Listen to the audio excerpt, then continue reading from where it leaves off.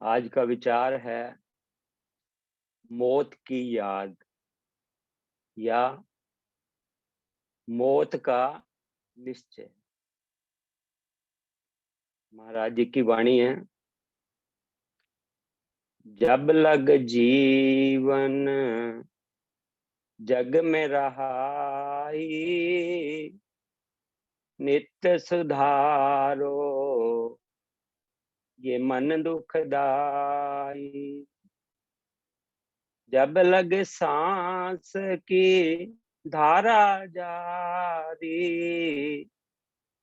सत कर्म नित लयो विचारी। जब लग इंद्री विचार लखाई, साचा ठाकर सिमरो सुखदाई। जब लग जम नहीं घर से काया,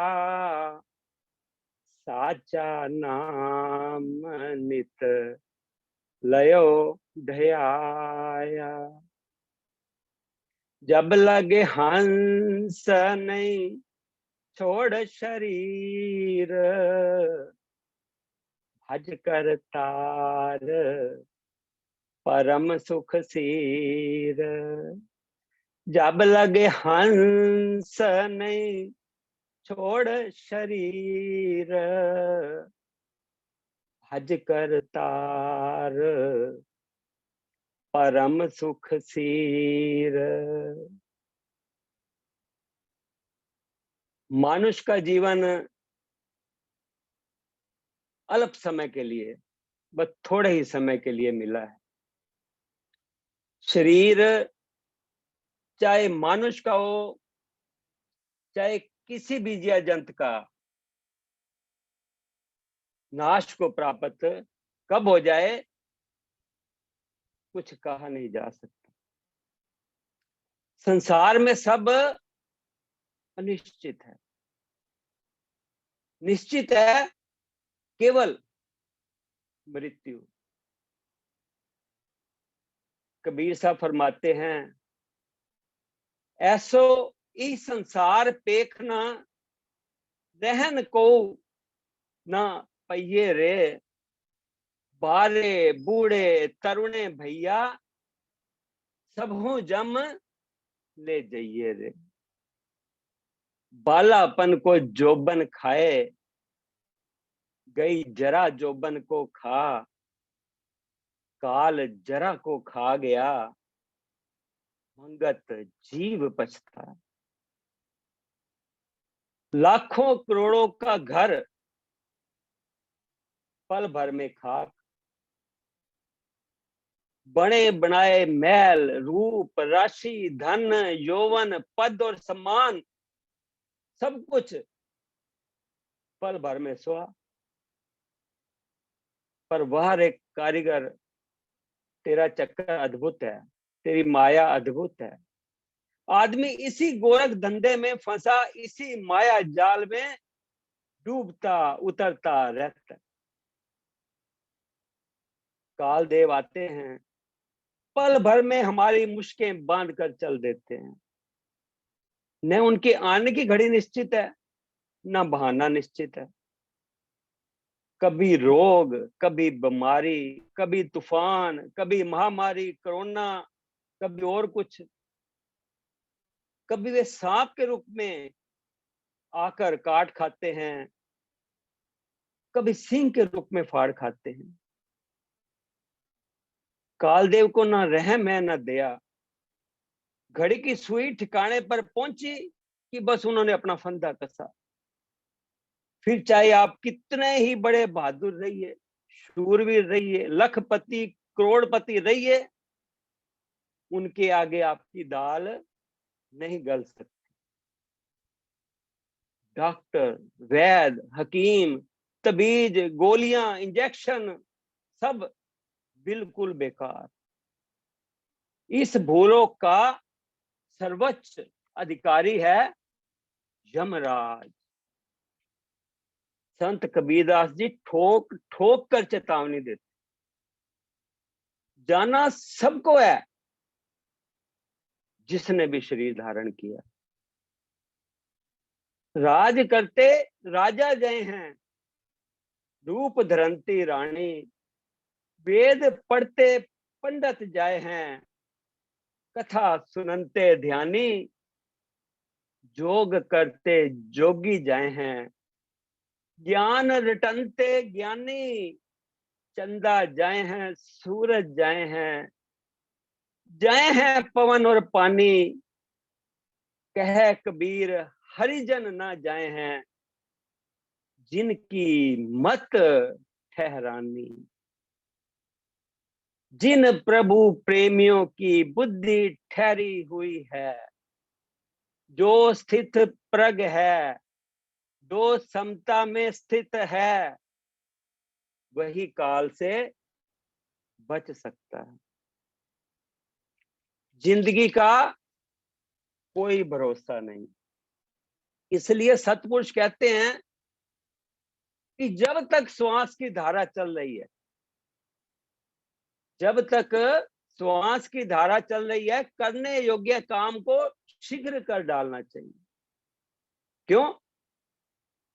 क्योंकि प्रत्येक देहधारी के सिर पर काल गर्जना कर रहा है।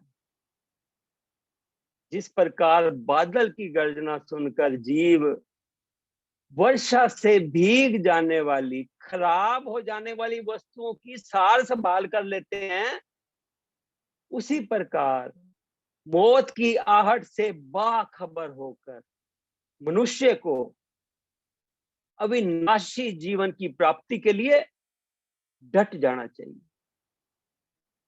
इस दुर्लभ मानुष जीवन की प्राप्ति के पश्चात यही सबसे जरूरी काम।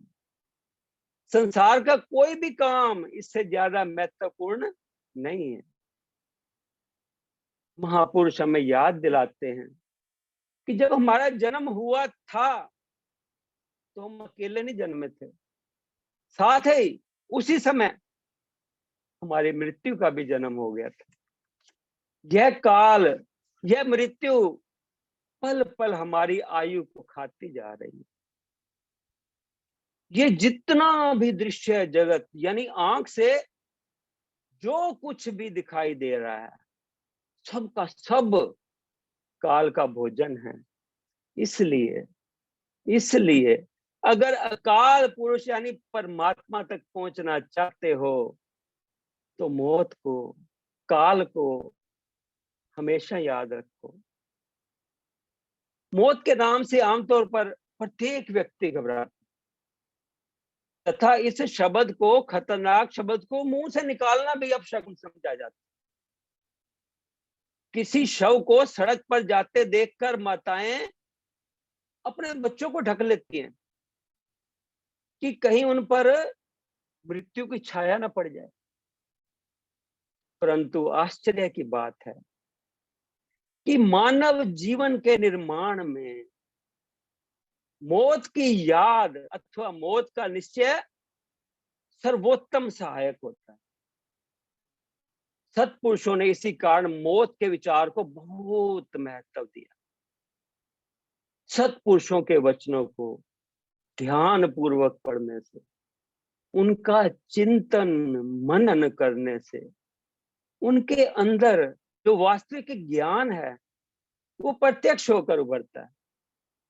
सत्पुरुष महात्मा मंगत राम जी महाराज जी ने सदग्रंथ श्री समता विलास में इस विषय पर यानी मौत के विषय पर निम्न वचन फरमाए हैं। पहला, जिसको मौत का खौफ है वह ही सत्य साधन कर सकता है।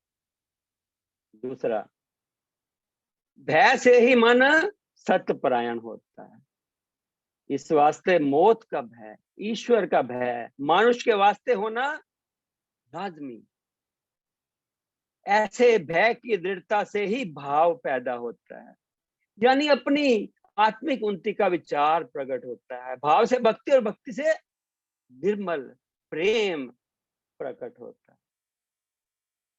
तीसरा, जिस गुणी पुरुष ने शरीर की अंतिम दशा का विचार किया और शारीरिक भोगों की अशांति को भी अनुभव किया है, वह ही निर्मल विवेकी सत्यवाद के मार्ग को धारण करके परम सिद्धि को प्राप्त होता है।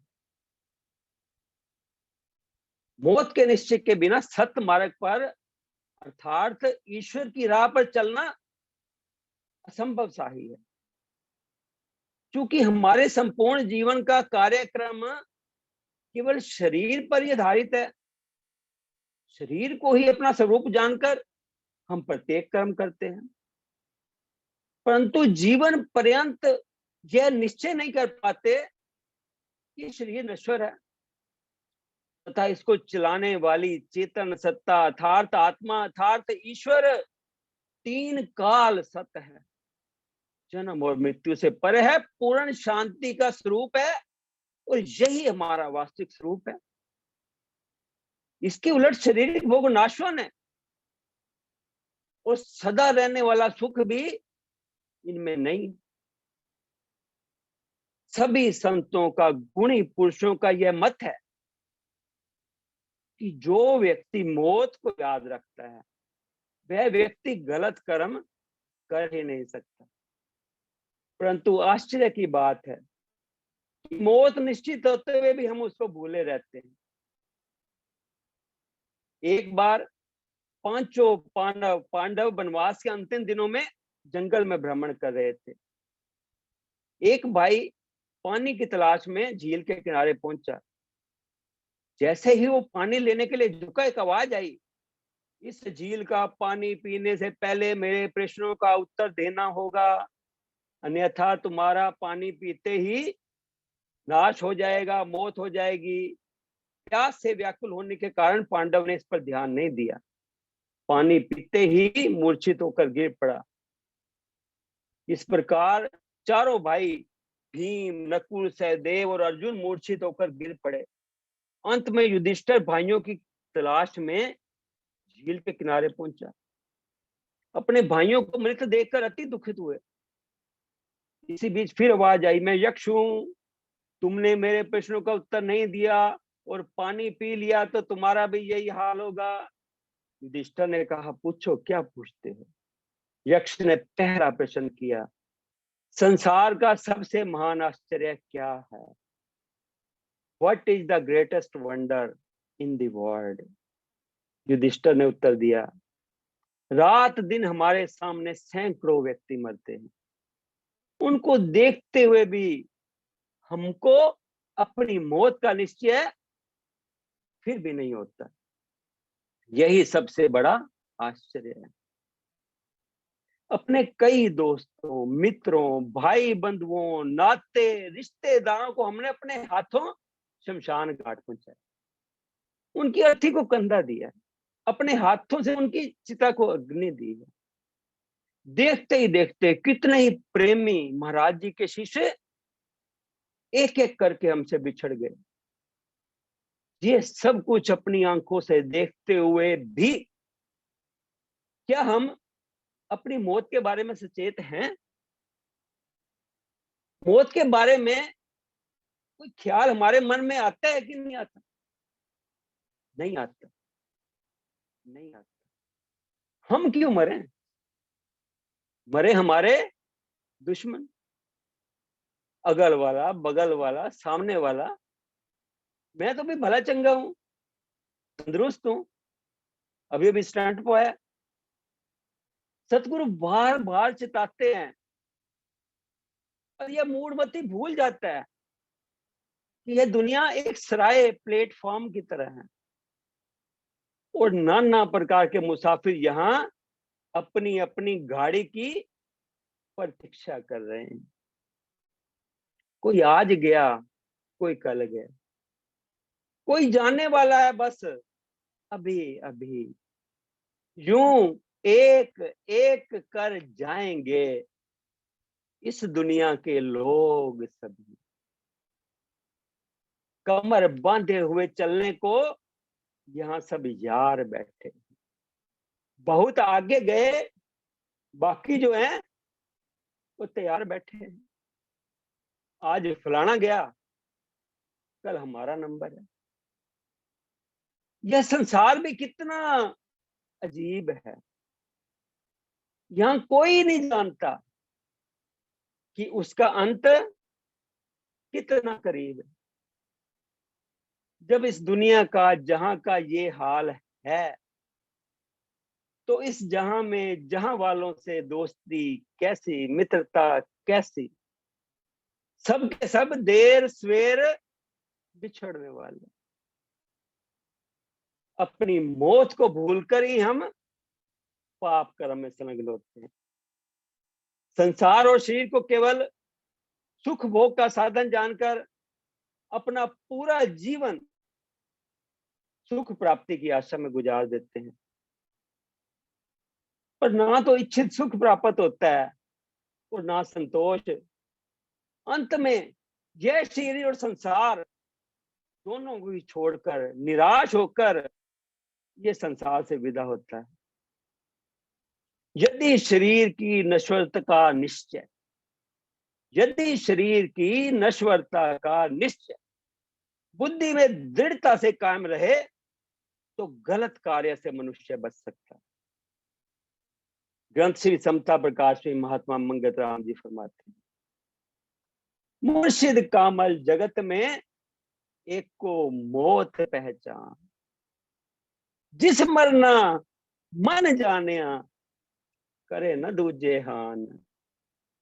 जिसको मरने का खौफ है, सो ही सूफी जान, पाए रहा निजात की, मिल मुरखिद विख्यान। इस शरीर की असारता को देखकर ही वैरागवान होकर मनुष्य इन संसारिक सुखों की तरफ से उदास हो सकता। हाड़ जले जो लाकड़ी, केश जले जो घास, ए जग जलता देख कर भयो कबीर उदास। महाराज जी के चेहरे पर आमतौर पर हमेशा एक उदासी सी छाई रहती। एक प्रेमी ने एक बार प्रश्न किया, महाराज जी आप इतने उदास क्यों रहते हैं? महाराज जी ने उत्तर दिया, प्रेमी ये तो संसार की विचलित हालत को देख कर उदास है। संसार में इतने दुख, अशांति और संताप को देखकर भी सब इसमें कूदने को बेताब है। ये तो चाहते हैं कि सभी जीव आद, व्याध और उपाद तीनों तापों से छूटे हैं। परमेश्वर दे भुलिया व्यापन सभे रोग, गुरु नानक देव। महाराज जी फरमाते हैं, जीवन के भोगों में मुनासबत लाओ। समाज में रहकर मर्यादा पूर्वक अपना उत्तरदायित्व निभाते हुए कर्म करो और कर्म फल उस परम तत्व, परम शक्ति जिसे परमात्मा कहते हैं, उस पर छोड़ दो। मानव शरीर का एक ही लाभ है कि जीते जी इस शरीर में विवेक बुद्धि द्वारा सत असत का निर्णय करके सत्य को अपनाकर असत्य को त्याग कर जीवन में परम सुख, शाश्वत शांति प्राप्त कर ली जाए। सत्य वह परम तत्व है जिसका शरीर के साथ संयोग होने से ही शरीर कायम है। वही चित्त है, वही आनंद स्वरूप है, वही परमेश्वर है, अल्लाह है, गॉड है। जो व्यक्ति उस परम तत्व की खोज में अपने को लगाता है, उसी को जिज्ञासु या मोमिन कहते हैं। और जो व्यक्ति उस परम तत्व को भुलाकर, उस ओर से अपने को हटाकर संसार और संसारिक पदार्थों में उलझा रहता है, वह काफिर है और ईश्वर के हुक्म से मुनकर है। और हम तो दूसरे धर्म मजहब के मानने वालों को ही काफिर कहते फिरते हैं। शरीर की अंतिम दशा का विचार ही नहीं करते। पांडवों के बाद उनके पोते राजा परीक्षित राजगद्दी पर बैठे। एक दिन शिकार खेलने जंगल में गए। वे एक आश्रम के पास से गुजरे। आश्रम में एक महात्मा समाधि में लीन बैठे थे। राजा परीक्षित के आने का उनको कोई ज्ञान नहीं था। राजा ने देखा कि ये व्यक्ति मेरे आने पर भी उठ के खड़ा नहीं हुआ, तथा आंखें बंद करके बैठा हुआ। उन्होंने इसको अपना अपमान समझा और क्रोध में आकर पास पड़े मरे हुए सांप को उनके गले में डाल दिया और चले गए। उन महात्मा के पुत्र श्रृंगी ऋषि ने आकर जब अपने पिता के गले में वह मरा हुआ सांप देखा, तब क्रोध में आकर श्राप दिया कि जिस व्यक्ति ने मेरे पिता के गले में सर्प डाला है, उसकी मृत्यु आज से 8वें दिन सर्प के काटने से ही हो जाएगी। यह बात जब राजा परीक्षित के कानों तक पहुंची, वह बड़ा पछताए, भयभीत हो गए। सलाहकारों पंडितों को बुलाया, इसके विषय में पूछा तो पंडितों ने बताया कि श्रृंगी ऋषि का श्राप निष्फल नहीं हो सकता, परंतु यदि आप भागवत कथा सुने तो मृत्यु का भय जाता रहेगा और शुभ गति प्राप्त होगी। राजा ने सुखदेव मुनि को बुलाकर भागवत कथा सुनी। 5 दिनों के बाद राजा परीक्षित से सुखदेव मुनि ने पूछा, अब है असली बात, आपका मृत्यु का भय कुछ कम हुआ कि नहीं? तब राजा ने कहा कि जब उस क्षण की याद करता हूं तो डर से शरीर कांप जाता है और पसीना छूट जाता है। फिर सुखदेव मुनि ने कथा सुनाई। जिस राजा का भय जाता रहा वो इस प्रकार है, ये सुनने वाली है। एक राजा शिकार खेलने गया, जंगल में साथियों से बिछड़ गया। सर्दी का मौसम था, रात हो गई। खेलते खेलते, आश्रय खोजते खोजते राजा एक झोंपड़ी में जा पहुंचा, जो किसी बेलिए की थी। अंदर बदबू तथा गंदगी थी और मरे हुए पशुओं की खालें पड़ी हुई थी।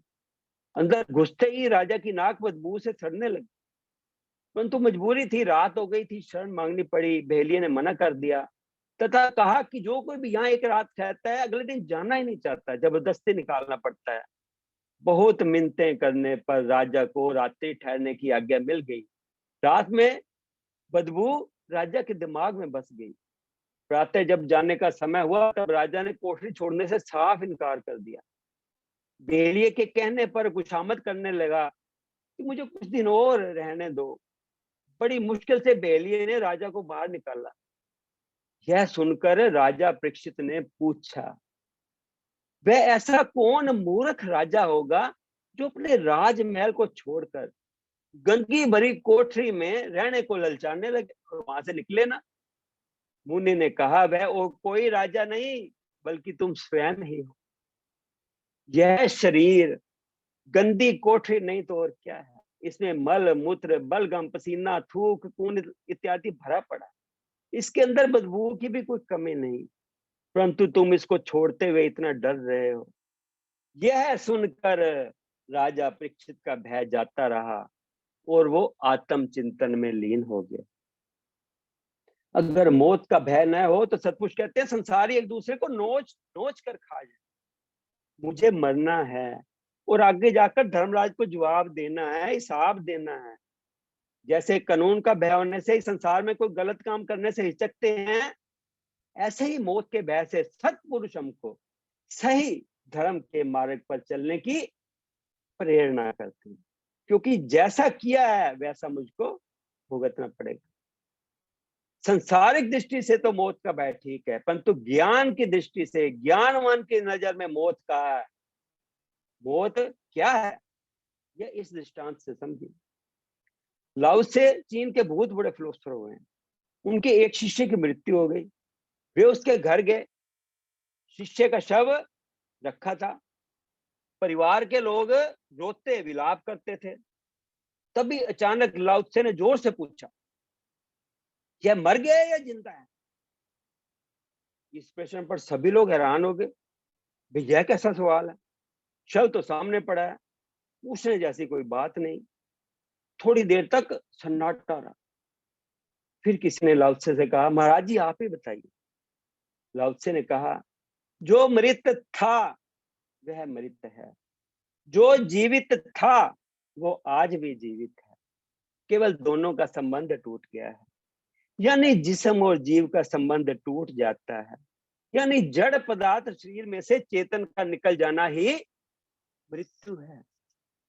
जीवन यानी आत्म तत्व चेतन सत्ता की कोई मृत्यु नहीं होती, और मृतक जड़ पदार्थ शरीर का कोई जीवन नहीं होता। जीवन आत्मा चेतन सत्ता को जो नहीं जानते, वे मृत्यु को ही जीवन का अंत कहने लगते हैं। जन्म जीवन का आरंभ नहीं, इससे पहले भी पता नहीं हमारे कितने जन्म हुए। वो मृत्यु भी जीवन का अंत नहीं, इससे पहले भी हम कई बार मरे। जीवन जन्म और मृत्यु के बाहर भी है और भीतर भी है। वे जन्म से पहले भी है और जन्म के बाद भी। यह ज्ञानवान की दृष्टि, यह सत्य पुरुष की दृष्टि, हमारी ऐसी पैनी दृष्टि नहीं। आज का मनुष्य शरीर और आत्मा, सत्य और असत्य में भेद कर सकने के कारण शरीर को ही सब कुछ समझता चला आ रहा है। जब इस देह के प्रारब्ध कर्म समाप्त हो जाते हैं और अविनाशी आत्मा का प्रतिबिंब शरीर से बाहर निकल जाता है, तो शरीर जड़ यानी मुर्दा हो जाने पर हम रोने, पीटने, चीखने, चिल्लाने लगते हैं और महाशोक और दुख के शिकार हो जाते हैं। भगवान राम ने बाली को जब मारा तो उसकी पत्नी तारा अपने पति के शव के पास आकर फूट फूट कर रोने लगी। उसके बाल खुल गए, देह की कोई सुध न रही। तारा को व्याकुल देखकर शिवनाथ जी ने उसे ज्ञान दिया और उसकी अज्ञानता को दूर किया। भगवान तारा को समझाने लगे, पृथ्वी, जल, अग्नि, वायु और आकाश, इन 5 तत्वों से यह अत्यंत अदम शरीर रचा गया है। यह शरीर तो प्रत्यक्ष तुम्हारे सामने पड़ा हुआ है, सोया हुआ है। और जीव यानी प्रकाशक शक्ति, चेतन सत्ता, आत्मा जो नित्य है, उसका नाश नहीं होता। तुम किस लिए रो रही हो? हमने इस अत्यंत गुह्य उत्तम उपदेश को भुला दिया है। गीता जी में भगवान कृष्ण कहते हैं, देहि नित्यम अवध्य अयम देह सर्वस्य भाग। जितने भी देह दिखाई दे रहे हैं, उसमें जो देही है, जो शरीर को धारण करता है, वह नित्य है। उसको कोई मार नहीं सकता, हानि नहीं पहुंचा सकता। अगर तू इस देह को आत्म तत्व करके, सत्य तत्व करके जानता है, तो फिर यह शरीर रहे या जाए, इससे मेरे आत्म स्वरूप को कोई फर्क नहीं पड़ेगा। इसलिए शरीर के नाश होने का तू कोई शोक न कर। शरीर की नश्वरता का विचार जब बुद्धि में दृढ़ हो जाता है, शरीर की नश्वरता का विचार जब बुद्धि में दृढ़ हो जाता है, तब स्वतः ही इसका मोह भंग हो जाता है और जीव विवेकशील होकर सत्य मार्ग पर चल सकता है। इस प्रकार हम देखते हैं कि मानव जीवन की लक्ष्य की प्राप्ति के लिए मौत की याद अति आवश्यक। सतगुरुदेव फरमाते हैं, एक मरना मन याद कर, दूजे साहिब की याद, तीजे नेकी याद कर, मंजूर होवे फलियाद। मानुष कामल सोई है जो अंत का करे विचार, झूठा जीवन देख के सेव करे संसार। मृत्यु के आने से पहले हमें वह काम कर लेना चाहिए जो मृत्यु करे, यानी जगत से संबंध विच्छेद। जीवित मरिए, भव जल तरिए। जगत की ओर से मर जाने पर ही अपने आत्म स्वरूप का बोध होता है। इसी को शाश्वत जीवन की प्राप्ति कहा जाता है। संत कबीर जी कहते हैं, जब आत्म बोध हो जाता है तो फिर मृत्यु से भय नहीं लगता, फिर तो बस आनंद ही आनंद है। जिस मरने से जग डरे, मेरो मन आनंद, मरने ते ही पाइए पूर्ण परमानंद। मरना मरना सब कहें, मरना न जाने कोई। एक बार ऐसे मरो, फिर न मरना होए। जीवत मरिए, भव जल तरिए। अंत में 4 फरवरी को महाराज जी का निर्वाण दिवस है। मैं महाराज जी के शिष्य, परम प्रिय शिष्य श्री देवराज गुप्त जी के कुछ उद्गार पढ़ना चाहूंगा 2 मिनट के लिए, मेरे गुरुदेव पुस्तक से। मेरे परमेश्वर, मेरे गुरु, तूने बहुत जल्दी की। 51 वर्ष के थे जब ज्योति ज्योत समा गए। मैं जानता हूं तेरा हमसे बेपनाह प्यार था। मैं जानता हूं कि तू दयालु और कृपालु ही एक साथ था। तूने किस मुस्कुराहट और प्रेम से मेरे पापी सिर पर हाथ रखा था। वह कौन सा जादू था जो कि अब भी मुझे बांधे हुए है। मेरे मालिक, जब मैंने एक बार अर्ज किया कि क्या गुरु मौत के बाद भी मार्गदर्शन करता है, और उत्तर यूं था, प्रेमी, यह तेरी श्रद्धा और प्रेम पर है। जो सच्चा गुरु होगा वह कई जन्मों तक शिष्यों का साथ देता है। यह अटल नियम है। मेरे मालिक, मुझे उम्मीद है कि अपने उस वचन को तू भुला न सकेगा। मेरे गुरु, मुझे शक्ति दो, प्रेम दो, जज्बा दो। तुम स्वयं अमर हो, मुझे भी अमर बनाओ। मुझे भी अमर बनाओ। दया करो, कृपा करो, शक्ति दो। जिन्होंने संसार से मुंह मोड़ा, गुरु वचनों पर आरूढ़ होकर अपने अंदर गुरु की आवाज सुनने की कोशिश की, वे निराश नहीं हुए। उन्होंने गुरुदेव को पहले से भी अधिक अपने निकट पाया। गुरुदेव आज भी प्रेमियों के ठोर हैं, उनकी आशा है, उनके परमेश्वर हैं। ओम ब्रह्म सत्यम सर्वदा।